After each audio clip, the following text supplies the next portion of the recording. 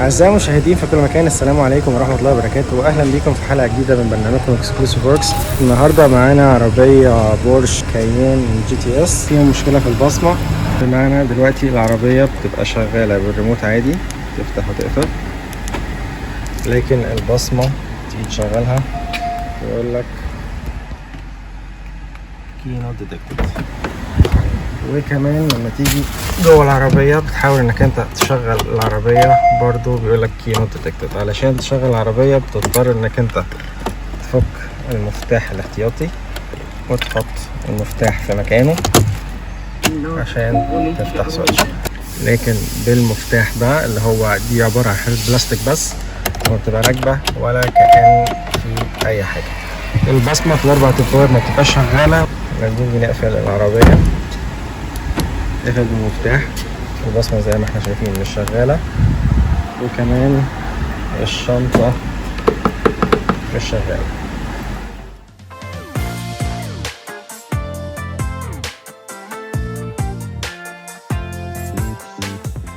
بنفحص العربية، نحط العربية في السويتش نفتحه، وبفحص العربية لقينا مسجلة كود ان في انتنة مفصولة او متوصلة بالجراوند. بعد الفحص اكتشفنا ان المشكلة كانت في حساس اللي موجود مكانه هنا. العربيات البورش اي حساس بيفصل البصمة على طول، اي انتنة بتفصل البصمة على طول. الانتنة دي بيبقى مكانها في الكونسولة اللي في النص هنا، بيبقى في واحد هنا وفي واحد ورا الكونسولة من تحت. طبعا حاولنا نفك الكونسولة كلها علشان نوصل للانتنة، لان الموضوع صعب، في مسامير كتير. هنقول لكم طريقة الفك ازاي ونشوف مع بعض.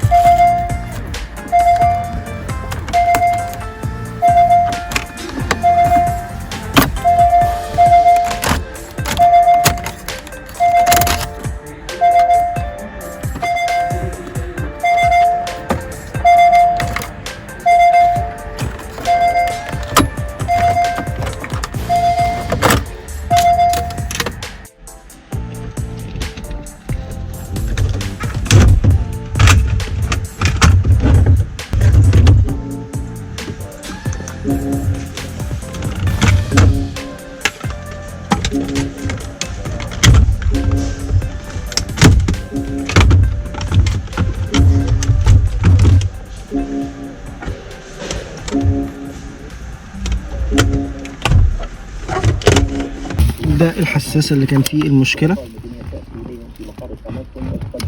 مكانه بيبقى موجود هنا. بعد ما وصلناه الأمور اشتغلت تمام، وهنجرب العربية مع بعض.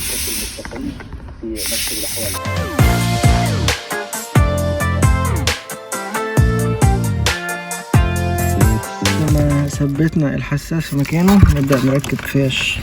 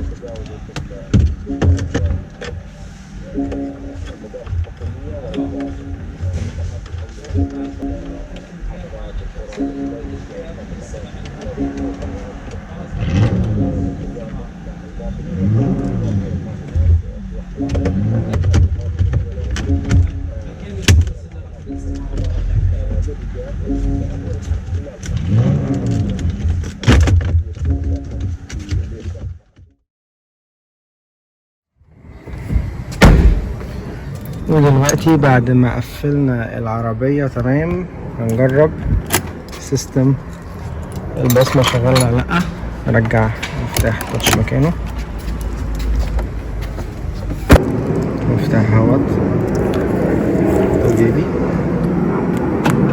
العربية قفلت.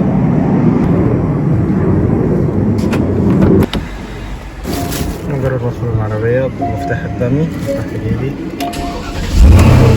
العربية اشتغلت تمام. نفس الكلام لو طلعت بره العربية وهي شغالة اقدر اقفلها، العربية قفلت، واقدر افتح الشنطة. العربية مقفولة عشان المفتاح معايا.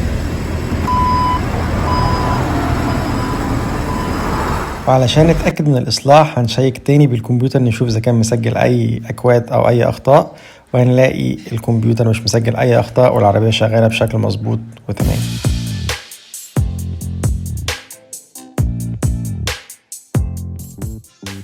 وبكده تكون خلصت حلقتنا النهاردة. نتمنى تكون الحلقة عجبتكم ونكون قدمنا معلومة مفيدة. متنسوش تعملوا لايك وشير للحلقة لو عجبتكم، واشتركوا في حساباتنا على الانستجرام وعلى الفيسبوك. ومتنسوش برضو تشتركوا في القناة بضغط على زرار سبسكرايب وتفعيل تنبيهات الجرس عشان يوصلكم جديدنا أول بأول. نتمنى نشوفكم الحلقة الجاية ومع السلامة.